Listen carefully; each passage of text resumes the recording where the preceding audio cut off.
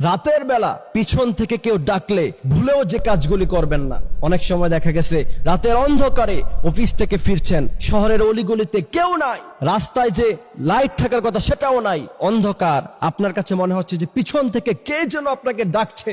যদি এমন হয়, রাসূল করিম সাল্লাল্লাহু আলাইহি সাল্লামের হাদিস রিসার্চ করে আমরা যেটা পেয়েছি, যে কাজগুলি করা যাবে না, যদি আপনি করে ফেলেন তাহলে সেখানেই আপনার মৃত্যু হয়ে যেতে পারে। আর যদি সেখানে আপনার মৃত্যু নাও হয়, আপনি অসুস্থ হয়ে যেতে পারেন, আপনাকে জিন শয়তান আক্রমণ করতে পারে, আপনি মারাত্মক ক্ষতির মধ্যে পড়ে যেতে পারেন। এই জন্য অনেকেই দেখবেন যে রাতের বেলা একা একা হাঁটতেছিল, তার কোনো সমস্যা নাই, হঠাৎ করে তার মৃত্যুর খবর, কারণ কে যেন তাকে পিছন থেকে ডেকেছিল আর পিছনের দিকে তাকিয়েছে, সাথে সাথে হার্ট অ্যাটাক। আপনি যদি পিছনের দিকে না তাকিয়ে ইস্তিগফার পড়তে পড়তে, আয়াতুল কুরসি পড়তে পড়তে আপনি যদি বাসায় চলে আসতে পারেন, ইনশাআল্লাহ রাসূলের হাদিস অনুযায়ী কোন জিন শয়তান আপনাকে ক্ষতি করতে পারবে না। আপনার কাছে যদি মনে হয় যে পিছন থেকে কে যেন আপনাকে ডাকছে, এমন অনুভব হয়, আপনি সাথে সাথে আয়াতুল কুরসি পড়বেন, ইস্তিগফার পড়বেন, শরীরটা সাথে সাথে বন্ধ করে দিবেন 4 কুল পরে, এরপর বাসার দিকে সামনে যত দূর আপনার যেতে প্রয়োজন পড়ে অতটুকু আপনি যেতে থাকবেন, পিছনের দিকে ভুলেও তাকাবেন না। প্রথম নাম্বার ভুল যেটা করা যাবে না, পিছনের দিকে তাকানো যাবে না। যদি পিছনের দিকে তাকান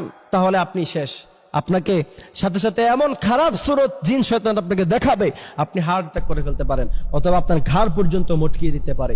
খেয়াল রাখবেন বিষয়গুলি। দ্বিতীয় নাম্বার বিষয়, ভয়ে সেখানে দাঁড়িয়ে থাকবেন না। আপনি যে ভয় পেয়েছেন সেটা তাকে বোঝানো যাবে না। আপনি যদি স্থির থাকতে পারেন এবং আপনি যদি অটল থাকতে পারেন যে আপনি কোনো ভয় নাই, আপনার হৃদয়ে কোনো ভয় নাই, চেহারায় কোনো ভয়ের ছাপ নাই, তাহলে ইনশাআল্লাহ জিন শয়তান আপনাকে কোনো ক্ষতি করতে পারবে না। অথবা অনেক সময় দেখবেন যে রাস্তা দিয়ে অন্ধকারের মধ্যে হাঁটতেছেন, রাস্তায় কোনো মানুষ নাই, নির্জন এলাকা, সামনে বাস যার পরে আছে, গাছ পরে আছে, আপনার যদি সেখান থেকে রিটার্ন করার কোনো সুযোগ থাকে করবেন, আর যদি না আপনাকে এখান থেকে যেতেই হবে, সাথে সাথে আপনি শরীর বন্ধ করে ফেলবেন। মনে রাখবেন, যদি অজু করার ব্যবস্থা থাকে তাহলে সাথে সাথে অজু করে ফেলবেন। অজু করা অবস্থায়, শরীর বন্ধ করা অবস্থায় পৃথিবীর যত বড় জিন শয়তানি হোক না কেন আপনাকে কোনো ক্ষতি করতে পারবে না। তৃতীয় নাম্বার, খারাপ ব্যবহার করা যাবে না। মনে করেন পিছন থেকে আপনার কাছে মনে হয়েছে যে কেউ ডাকতেছে, আপনি তাকে খারাপ ব্যবহার করলেন, তাকে গালাগালি করলেন, এমনটা করলে পরে আপনাকে পরবর্তীতে সে সমস্যা করতে পারে। এই কারণে এই ভুলটাও করা যাবে না। এখন যদি এমন পরিস্থিতিতে পড়েন তাহলে করণীয় কি? সর্বপ্রথম কাজ হচ্ছে আয়াতুল কুরসি তেলাওয়াত করবেন, শরীরের মধ্যে ফু দিবেন, তারপর 4 কুল পড়বেন, আউযু বিল্লাহি মিনাশ শাইতানির রাজিম, বিসমিল্লাহির রহমানির রহিম সহ সূরাতুল ইখলাস, সূরাতুল ফালাক, সূরাতুন নাস, সূরাতুল কাফিরুন, এই 4টা সূরা পড়বেন। 4টা সূরা পড়ে তারপর শরীরটাকে আবার বন্ধ করবেন।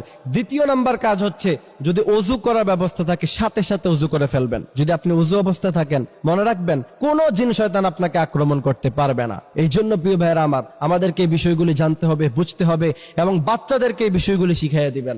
আল্লাহ সুবহানাহু ওয়া তাআলা আমাদেরকে কথাগুলি বোঝার তৌফিক দান করুক। আমিন।